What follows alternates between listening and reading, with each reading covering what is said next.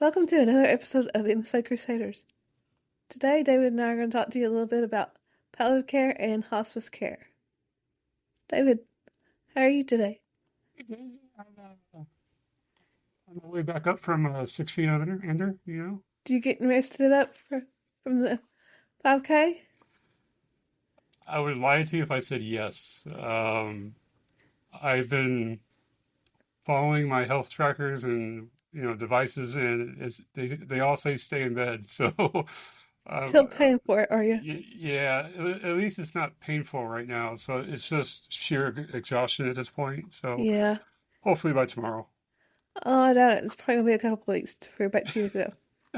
You know, I'm going to stop saying so. I'm going to stop saying, "Oh, tomorrow will be better," or next week, or it'll only take 2 or 3 days, because now it's taking like a month. So, I believe you, and I hope, I pray for the next week, hopefully.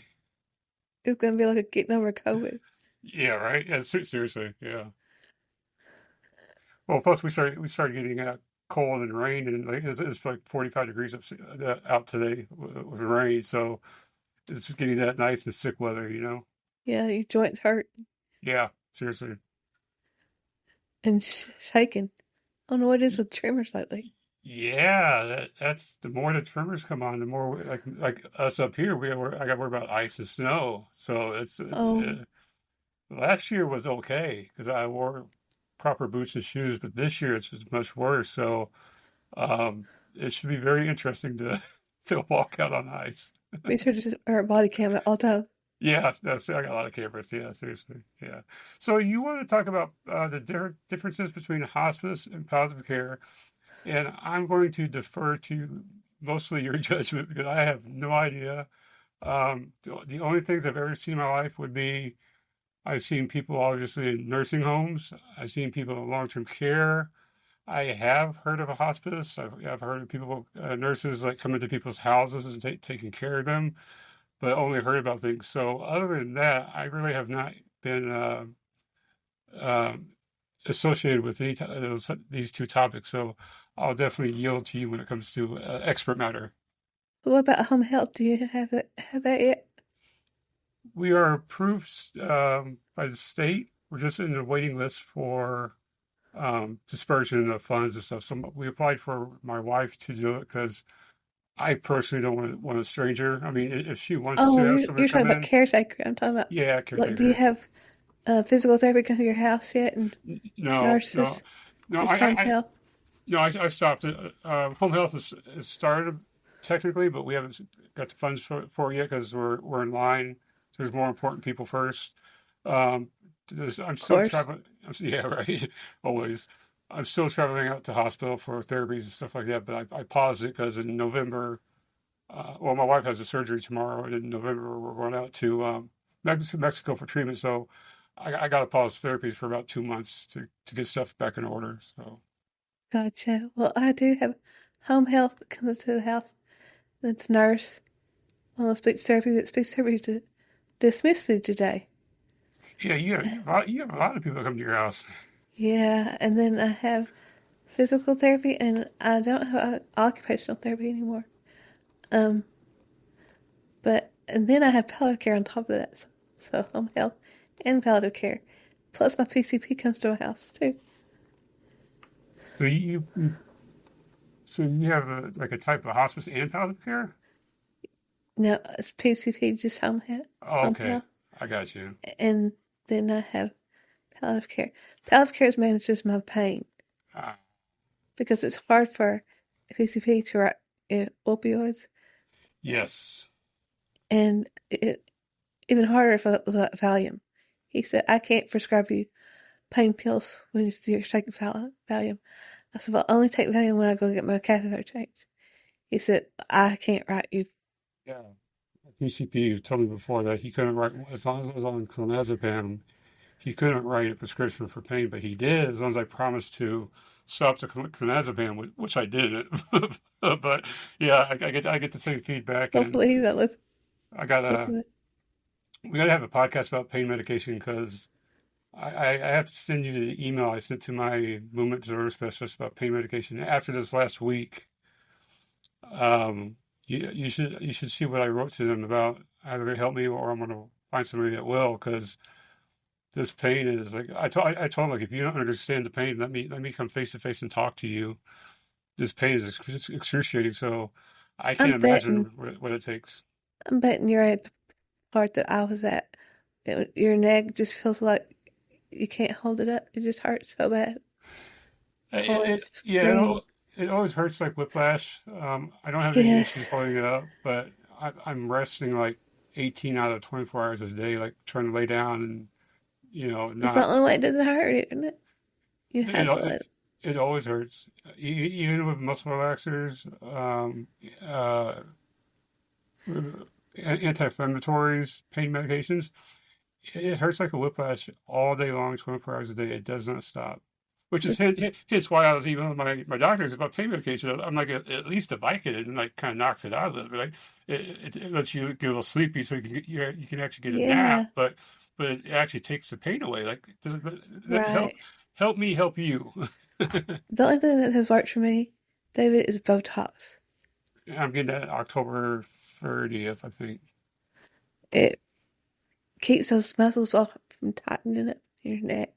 Yeah, I had a recently had a hot stone massage, or whatever they call those things. Yes.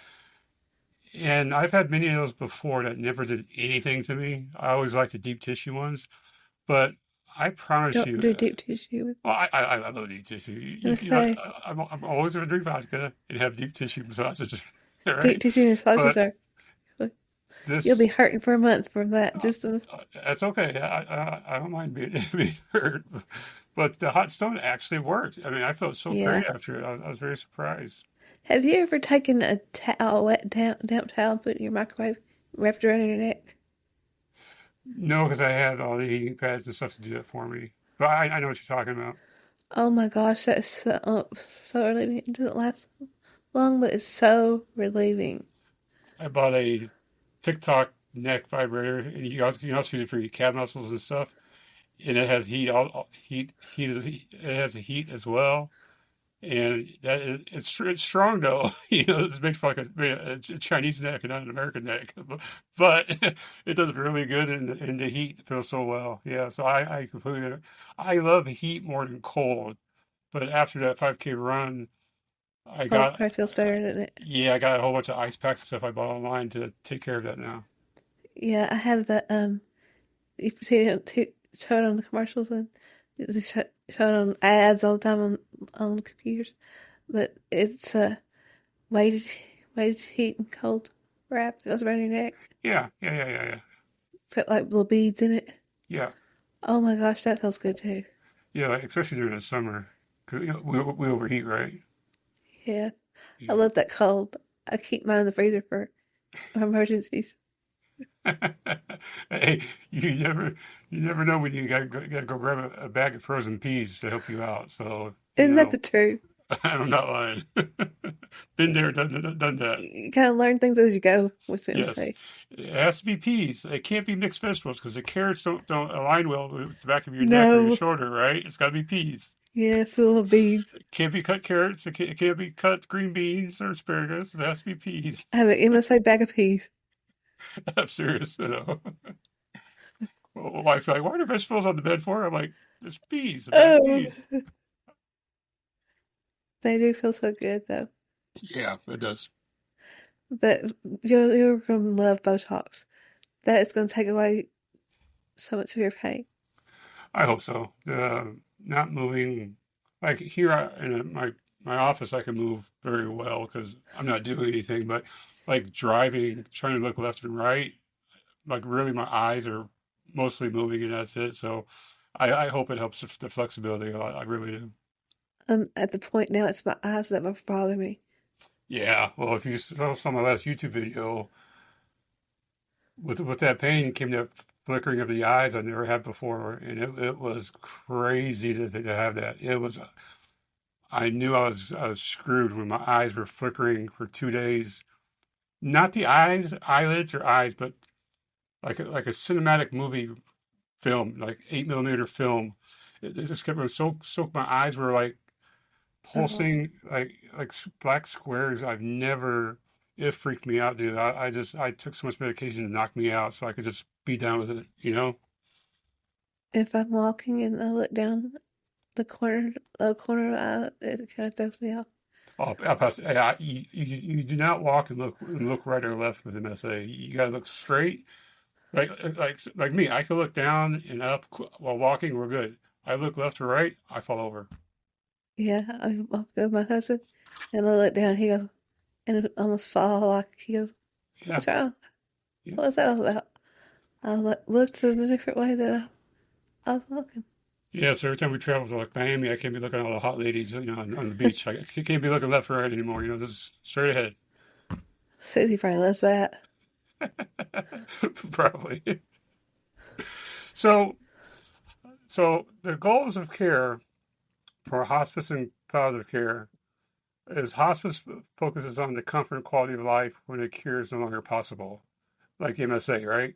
Right. Or maybe when you have like late stage cancer, like my aunt had a Mexico pancreas, where she died of, unfortunately.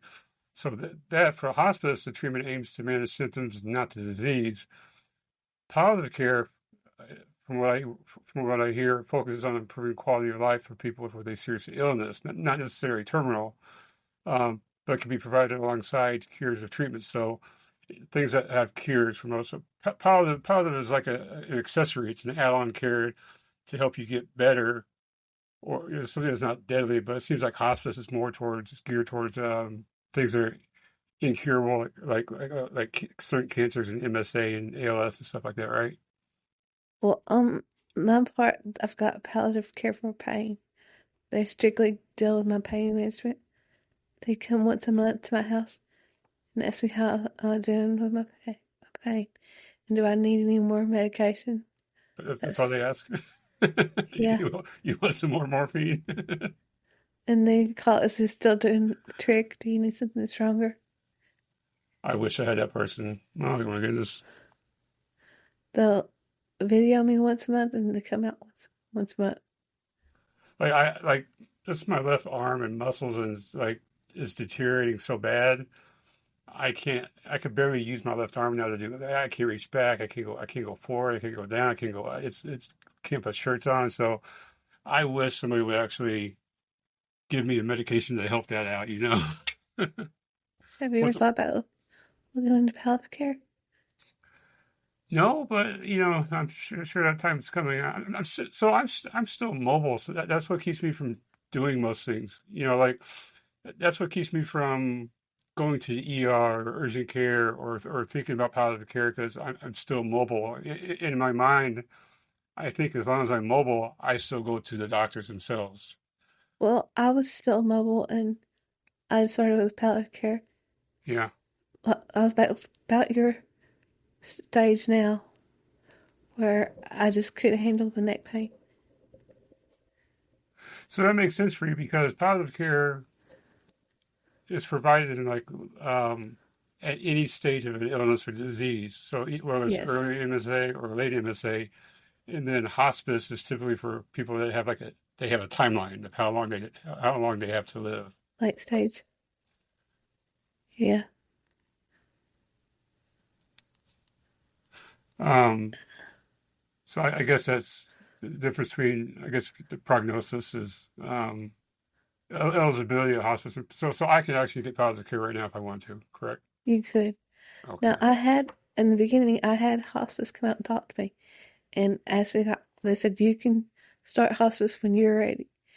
They said hospice used to be for 6 months or less, but now it's more if you're ready, but you can't go to your specialist appointments and stuff like that. Oh, See, that's not that's nice. palliative care, you can still go to see your specialist and your PCP and all that. The hospice, you can still go to your doctors, No, no, you that's right. can't. They come to you. No, you should just see a hospice nurse and like a Oh, counselor. it's like a court appointed probation officer. Yeah, it's like give me a leg monitor. Oh, I got you. That's no fun. But palliative care, you can still go see your neurologist, your urologist, your Oh, it's just for pulmonologist. PCP. Well, no, palliative care is different than I mean, PCP. yeah, palliative care, they're replacing your PCP. No, I have my PCP comes to my house too. Right. Yeah, PCP comes to your house, but you can go to everybody else, all the specialties.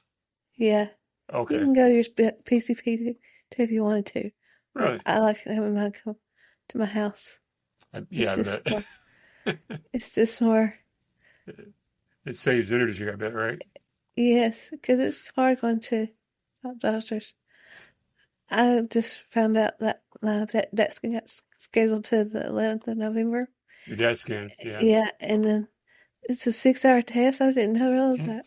Yeah, it'll take 4.5 hours, but there has to be like at least 3 hours in between the dosing and the 45 minutes it takes for this two square object to go around your head, one revolution. It's just a weird test. Oh, wow. Yeah, the test is for like 45 minutes straight. There's two squares go around your head, one revolution, so you know by the time this one gets back around, you're done. But there has to be like at least 3.5 hours. A certain temperature of the room, certain light conditions, it'll turn off the lights. Otherwise, the injections will not work correctly. So you can't speak, can't talk, can't no cell phones, no nothing. I have to go 2 hours to get to the place to take the test too. Yeah, so mine in Indianapolis 2.5 hours. But the DASC is a silver bullet to say you have one of these 6 or 7 terminal diseases. You know which one it is. They can narrow down really easy. Like for us, it's either Parkinson's or MSA. It can't be anything else, right? So at least the DAT scan is peace of mind, and it'll show you how far along you are. It'll show the brain activity of your improvement in caudate, which is really what it's looking at. Um, but that DAT scan, although horrible to take in, it's nice to have because it shows Yeah, either you have a lot of activity left or you have middle, or it'll tell you which ones are working or not working. So it makes you feel comforting. it's gonna be worked out after it's done, huh? Yeah. So seriously, I mean, it's nice to know these things. Like, oh, that's so I am. I've lost both my left and right Putamen, but my left and right. I mean, since my last test, but I still have my left and right caudate, and so that's why maybe I'm still very active and stuff. I still have half of my brain activity in those areas. So, um, and that's without even taking stem cells or whatever, any other treatments. So the more you lose and the more dead scans you have, the more you can see how much you're progressing to losing more function. I'm anxious to get the results back. Yeah, Uh, you can't put a price on peace of mind. I would like to stay the night though, because it's going to be a long day and night. Nah, it won't be. It won't be too bad. I promise. I have to leave at 8 o'clock in the morning, get there by 10, and get done and get home about 6 o'clock at night, I guess. I leave our house like 3 or 4 o'clock in the morning. They get appointments at like 7 or 8 o'clock in the morning. Because we would take like all the cancellations. They call us, hey, we got an appointment at 7:30 Eastern time. That's 6:30 Central time. Yeah.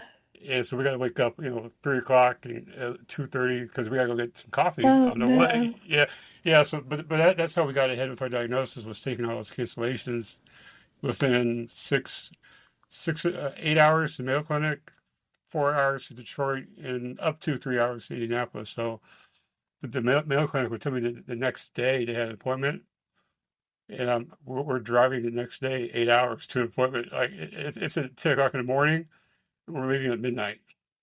You serious? Yeah, that's But how you we were got so worn quick. out, weren't you? Yeah, that's a boring drive. There's nothing to see up there until the last half hour. Wow. That's Yeah. like, yeah, I would have to leave at 5 o'clock in the morning to get there by 8:30 or so. Yeah, so they'll be complaining. The worst part about the drive is you expect to see a lot of snow in Minnesota and Wisconsin in the wintertime. Like every time we went, there's no snow. So it's like, come on, guys, a little bit. I, You get to see the ski resorts with the artificial snow machines working and stuff. So yeah, it's okay. I called, said that they had one the next day at 8 o'clock in the morning. I was like, you can't throw it on me that quick. Yeah. Just depends what you're trying to do. And then you have to recuperate afterwards. Yeah. Oh, seriously. So, what else we got? Hospice helps with your caregivers too. They have, support for your caregivers. And palliative care doesn't really focus on that, but home health does. Home health has respite for caregivers. So hospice will work with your, like my wife, my caregiver. Yes, that'd be like support therapist counselor for her. Okay. Support counselor therapist, but palliative care will not. I haven't had that discussion with palliative care. Palliative care focuses more on me and my comfort and my pain level. Okay. Well, yeah, because palliative care is like end of life care, right?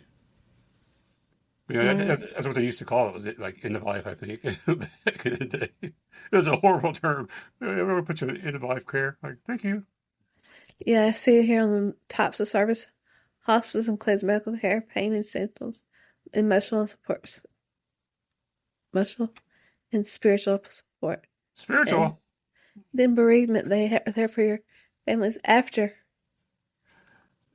That's actually nice. You see, It really is. I thought that these things were a bunch of jokes, but at least they're there afterwards to say, here, here, and now what services do they provide? Probably counseling and stuff like that. But that's better than nothing, right?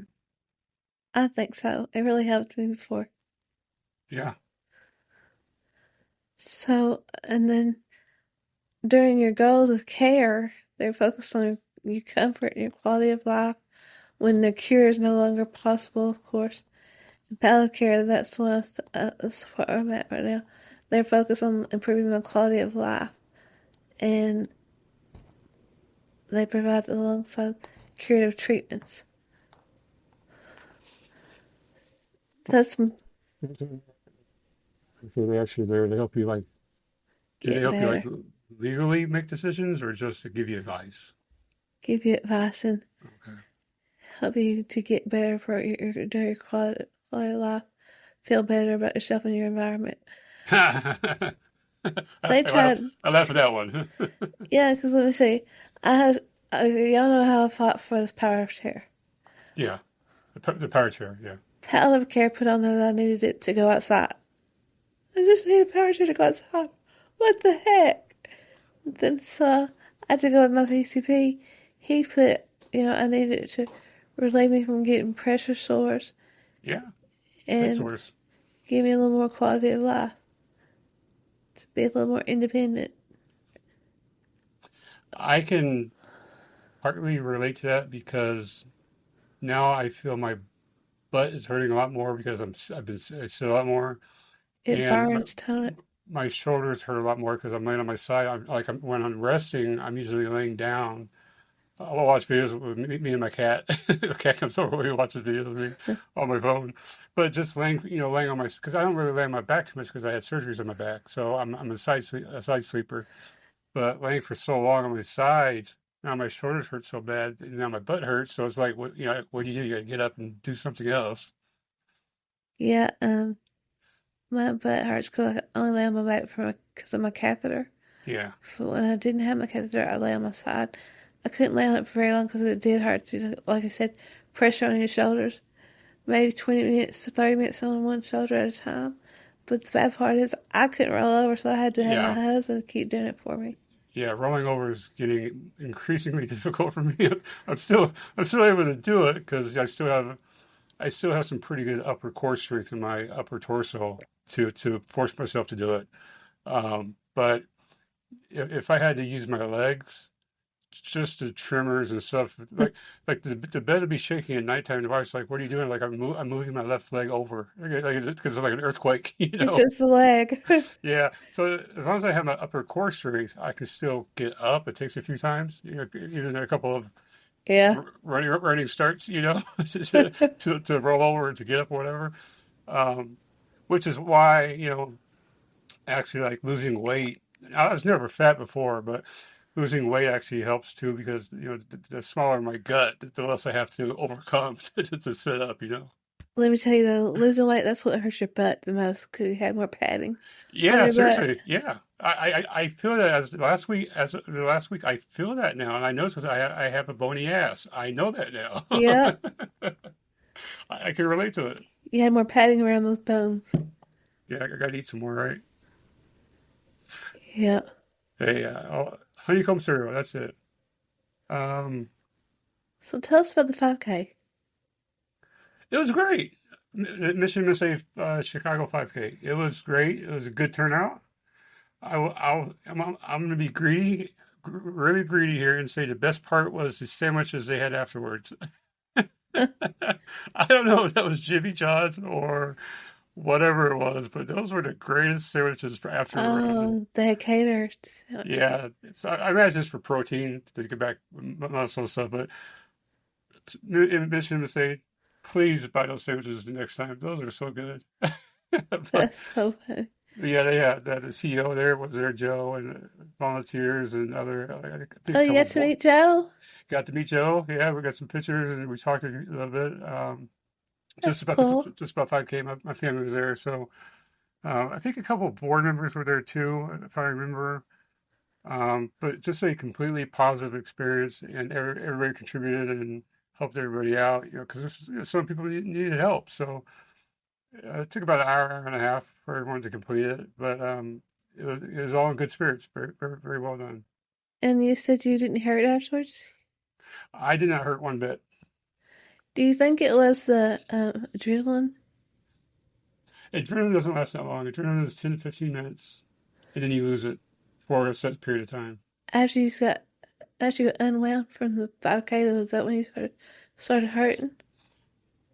See, No? I thought about you on Sunday. I said, is this is it God that helped me on Sunday? Seriously, like you're more religious than I am. And I'm not saying that in a bad way or good. I'm just saying your faith is more to you than my faith is to me. I'm more of a realist guy. If I can't see it or touch it, I don't believe it, Yeah. right? Are there aliens? I haven't seen any yet. Just my opinion, right? So I thought about you. I said, man, the hand of God has blessed me for one day. Daisy, I, I'm not going to say normal. I felt great. No pain, no swelling, nothing tender. My ass wasn't hurting. My legs were nothing was hurting. The whole He day, the whole night. It he took it took until Tuesday to feel some type of pain in my knees, just broad knee pain, nothing major, and a little bit of lower calf tension, from using your legs. yeah. And then Wednesday, I had my back pain started, and the knee pain, leg pain went away. Thursday, the upper leg started hurting because I was posting on Facebook. Now my upper legs are hurting a lot too. Um, and It Friday, moved around, huh? it did. It was completely separate parts of the body. And Friday into Saturday was when the knees and the back is always expected because of my prior history, but I won't blame that on MSA. But Friday and Saturday is when my kneecaps gave out in the worst pain I've ever had in my life. I could ever imagine going Oh, through the hell. knee pain, that's so bad. It wasn't knee pain. I felt my legs were being torn from my limbs. I This pain was so vivid. Like Friday, I knew something was wrong because I kept dosing myself with Xanax and Vicodin to knock me Yeah, I was out. worried about you. I knew something was coming, Daisy. I knew it was because my eyes were those black squares. They were Jumping. fluttering so fast all day long. I was like, why are my eyes doing this? Right, and my body was overreacting to everything, so I was slowing it down. It was like I a body migraine. Yeah, seriously, a migraine, right? But the eyes, I never heard of that, never seen it. Maybe my eyeballs were jumping. I don't know, right? But Saturday was completely fine until 8 o'clock. I go to bed. I can only take half the steps I took before, so my steps are much smaller. Just getting up from watching a movie. I'm going to sleep, right? I'm going to go wait for my sleeping medicine to take effect. I go to put my legs up, and at that point, Daisy, I swear to God, I told my wife my legs were they are detaching from my kneecaps. I've had surgeries on my knees. I've had lots of knee pains. I've had dead ligaments, tendons. I Not know like what that, huh? I've never felt. I swear to God, I couldn't move. Couldn't move my body. If it wasn't for my upper body strength, I would not have been able to move around. But you should hear my cameras I have in my bedroom and see me trying to move like 1 foot, the amount of screaming and crying I was doing just to move because it literally felt like my kneecaps were separated from the body. I've never felt that pain in my life, ever. Did your wife have to turn you onto the bed, raise your Slowly, legs up? she couldn't touch couldn't touch the legs. We when I say we, I mean me. We had to scream and cry through trying to turn to a position to get ice on one side and ice on the other, and she'd come back and alternate ice packs every so often. I could like I couldn't even get to my stomach because getting to my stomach meant moving an inch. Moving an inch was torture, was the end of the world. And then Wow. trying to roll over to get ice on the other side. Daisy, I've had 9 major surgeries. This was the worst thing I've ever had in my life. I would take a bullet instead of knee pain ever again. It was crazy. Because you Just overdid it. I don't know. I mean, clearly the answer is yes. Clearly the answer is yes. But that pain should never be associated with just jogging and walking. Yeah. I But know you it. got MSA running and jogging too. I have every condition you can think of when it comes to bones and joints. I know what it is to have osteoporosis and degenerative disc disease, and like my bones and discs are falling apart. I know what it is not to have cartilage in between your joints. I know these things. Torn tendons and ligaments. I know. I've done it. You see the lines. I've had major surgeries to fix these. I've had uh, uh, bone grafts, and I've had them shaving off bone because of issues at spurs and stuff. I know every type of pain from breaking to every type of muscle pain to nerve pain, and I've never in my life felt this type of ungodly, torturous, like a horse is like in the old days, they kill someone by pulling their limbs apart.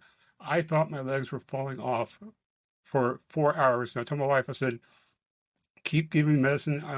I was literally waiting to knock myself out from sedation. I was Makes praying, sense.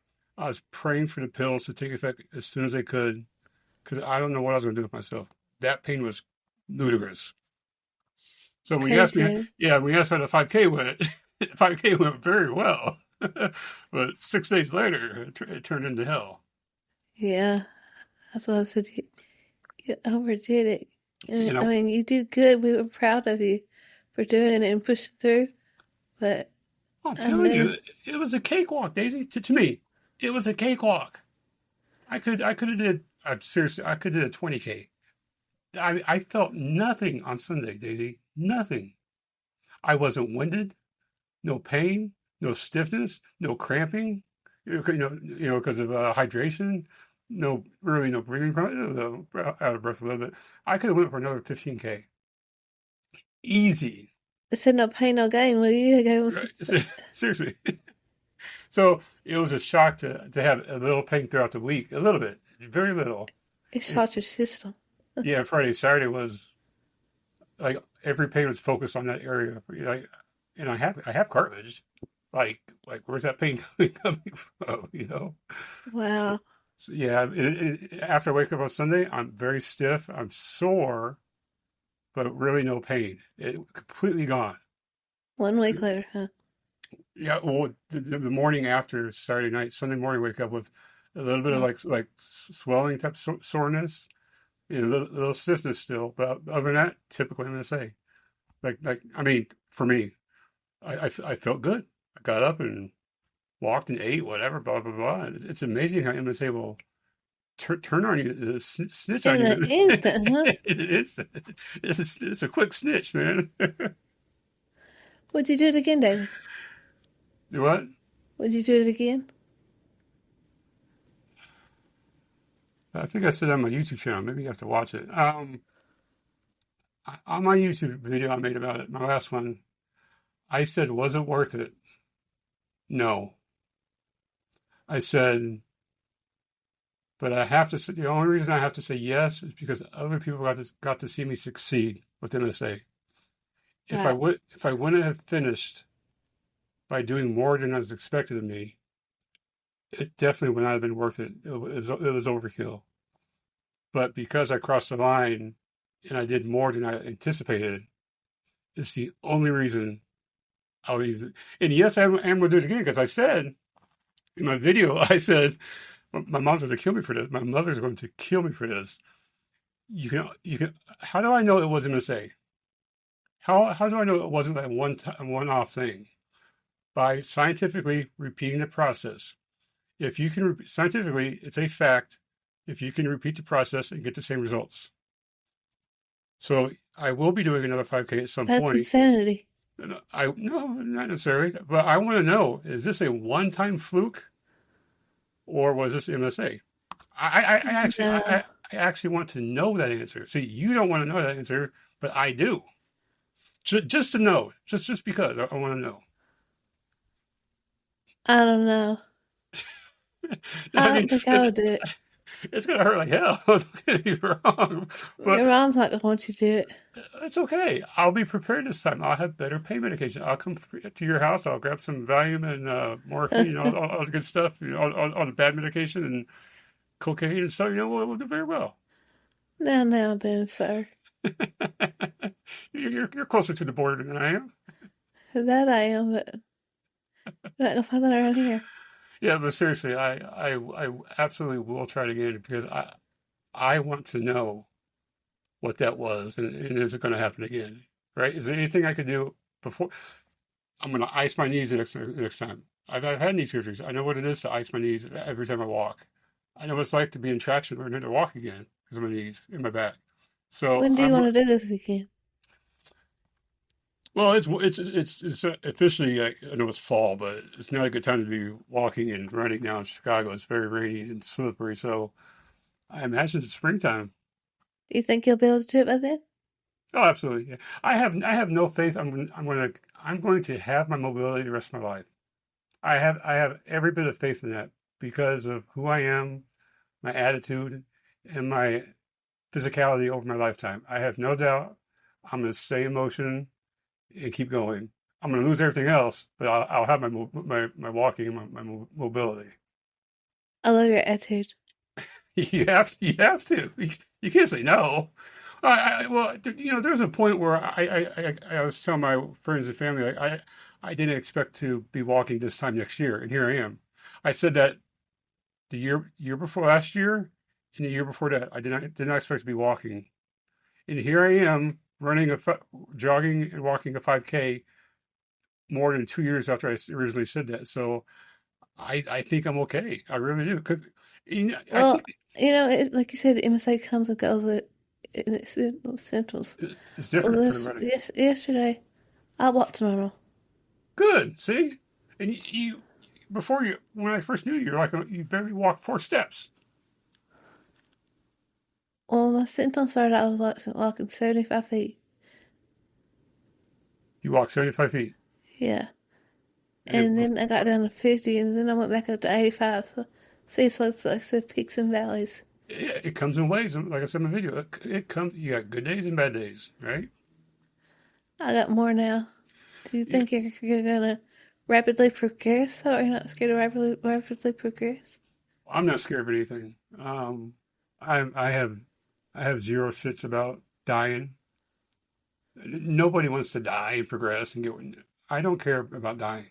If I die today, so be it. I live my life and I tried my best. How does sleep come for you? I don't sleep unless I'm sedated, like Michael Jackson. So I didn't sleep very well before. I could wake up in the middle of the night and be up for 2 or 3 hours. But now I'm on oxygen at night, yeah, just 2 liters, but I sleep like a baby. must be nice. I have some sleep abnormalities, like RBD and stuff like that, and restless leg syndrome.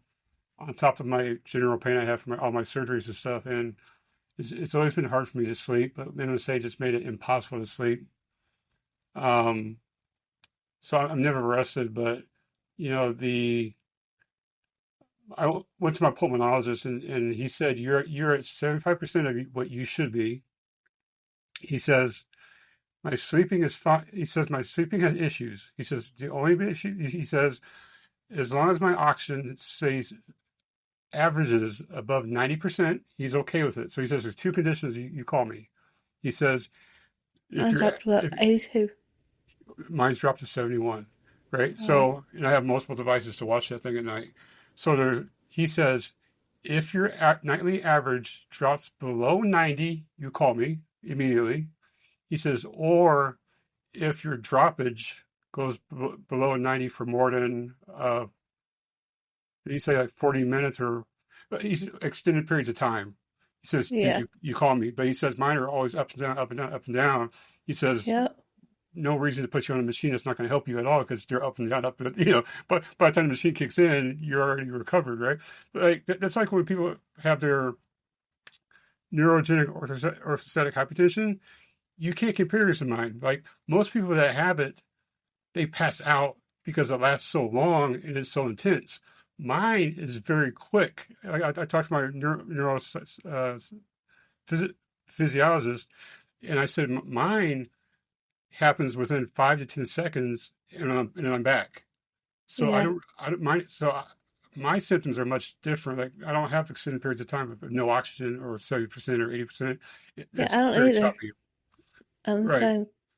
So oxygen does help, would help though, but he says it would just be more cumbersome having a tube with something that I don't need that's going to distract me and just make it worse for no reason. But yeah, he told me those two issues that if they happen, then I need to be on oxygen for sure. I'm surprised because I haven't pulled my tube out, Hmm. but I wrap my arms up in a blanket, you know, so I don't mess with a catheter tube, and I haven't Oh messed yeah. with my oxygen tube.